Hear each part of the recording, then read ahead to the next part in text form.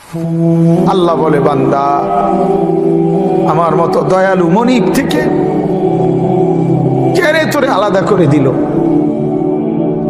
মা গাররাকা, আরে বান্দা আমার থেকে কেন আলাদা হলি? আমি কি অপরাধ করেছি? সারাদিন আসমানে আলো দিয়ে আমি অন্যায় করছি? আজ আবার রাতের বেলা ঘুমের পরিবেশের জন্য অন্ধকার করে দিয়ে আমি অপরাধ করছি?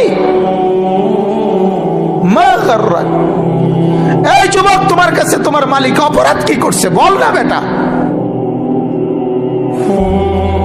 বল। কেন সেজদা করলি না ভাইয়া? আল্লাহ তোমার কাছে কি অন্যায়টা করছে? কি অন্যায়, কি না দিছে মালিক? মা গাররাকা বিরাব্বিকাল কারীম, এটা আল্লাহর ডাক। আল্লাহ বলেন, বান্দা কে রে তোরে আমার থেকে আলাদা করলো? কেন রে তুই আমারে ছাড়লি? আমি কি দোষ করছি? হাদিসের মধ্যে আছে, লাইসা মিন ইয়াউমিন ইল্লা ইউরাদু আলা নবী সাল্লাল্লাহু আলাইহি ওয়াসাল্লাম আমালা উম্মতিহি গুদওয়াতান ওয়া আশিয়াতান। শোনো যুবক, আল্লাহর নবী বলেন প্রতিদিন দুইবার, সকালে একবার, সন্ধ্যায় একবার, আমার উম্মতের আমল আমি রাসূলের সামনে ফেরেশতারা পেশ করে। হায় হায়, নবীর সামনে তোমার নাম উচ্চারণ হয়, ফেরেশতা বলে, ইয়া রাসূলুল্লাহ, একটা সিজদা দেয় নাই, একটা সিজদা, একটা সিজদা দেয় নাই।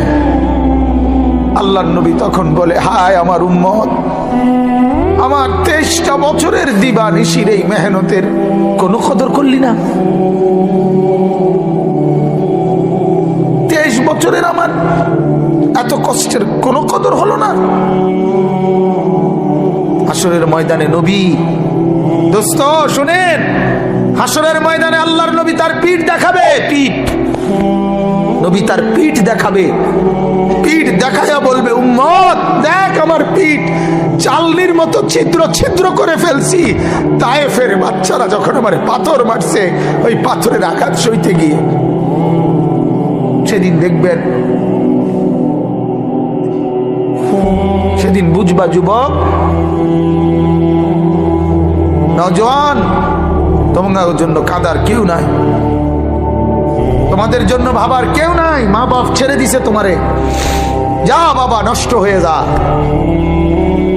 আহা, মোবাইলের হাতে ছেড়ে দিছে তোমারে, নষ্ট বন্ধুদের হাতে ছেড়ে দিছে তোমারে, যা বাবা পেটের ভুক লাগলে ভাত খাইয়ে যাইস, বাকি টাইম নষ্ট হয়ে যা। অভিভাবক ছেড়ে দিছে সন্তানকে,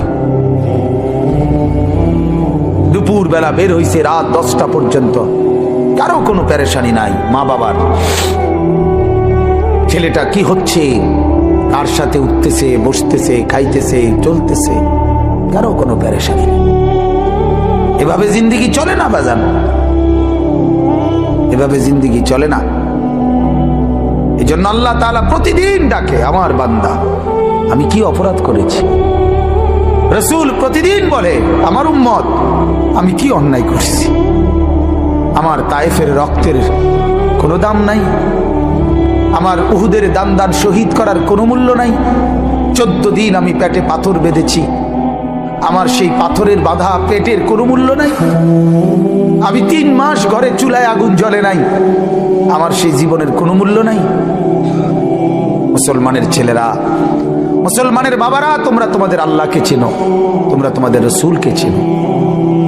মোবাইল দিয়া হইলো রবিকে চেনো, রাসূলের জীবনী শোনো, তাইলেও ফায়দা হবে। এই জীবন এভাবে নষ্ট করো না ভাইয়া। আল্লাহ আমাদেরকে বুঝ দান করেন, আল্লাহ আমাদেরকে কবুল করেন, আল্লাহ আমাদেরকে ফিকির দান করেন। অনেক যুবক বসছো মাশাআল্লাহ, আল্লাহ যত ছেলে বসছো, আল্লাহ তোমাদের ঈমান আমলের দৌলত দান করেন। এই কলিজাটা যদি একবার আল্লাহ পছন্দ করে তোমার, তো ওই দিলে আল্লাহ তাআলা ঈমান আমল দিয়েই দেবে। এজন্য তুমি আল্লাহর কাছে বলিও, আল্লাহ আপনি আমাকে আপনার জন্য গ্রহণ করেন, আপনার দ্বীনের জন্য গ্রহণ করেন। চলেন আমি যে আয়াত পড়ছি এই আয়াতে আল্লাহ তাআলা বলেন, সূরা আনফালের আয়াত, ইয়া আইয়ুহাল্লাযীনা আমানু। ওই পিছনে তাকায়ও না ভাইয়া, পিছনে তাকায়ও, যে আসো আসো। ইয়া আইয়ুহাল্লাযীনা আমানু, হে ঈমানদারগণ। এটা আল্লাহর ডাক। কার ডাক? আল্লাহর। ইয়া আইয়ুহাল্লাযীনা আমানু, এটা আমার মালিকের ডাক। মালিকের এই ডাকে পৃথিবীর সবচেয়ে বেশি মায়া। সন্তান যখন, মা যখন সন্তানকে ডাকে, ওই ডাকে যেতটুকু মায়া, বাবা সন্তানকে ডাকলে যতটুকু মায়া, আল্লাহর কসম এই ডাকের মধ্যে গোটা পৃথিবীর সবচেয়ে বেশি মায়া এর মধ্যে। ইয়া আইয়ুহাল্লাযীনা আমানু, হে ঈমানওয়ালা। আল্লাহ বলেন, বান্দা তুমি কালেমা পড়েছো, তুমি নিজেকে মুসলমান পরিচয় দিয়েছো, আমি আল্লাহ খুশি হলাম, তোমার ঈমান গ্রহণ করে নিলাম। আমি আল্লাহ এই কারণেই তোমাকে ঈমানদার বলে ডাক দিলাম।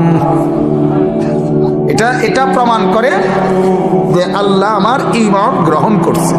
বলেন আলহামদুলিল্লাহ।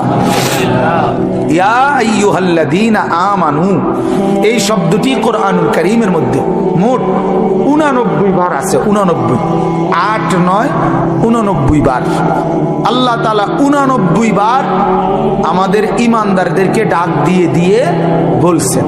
কি বলছেন? দারুণ।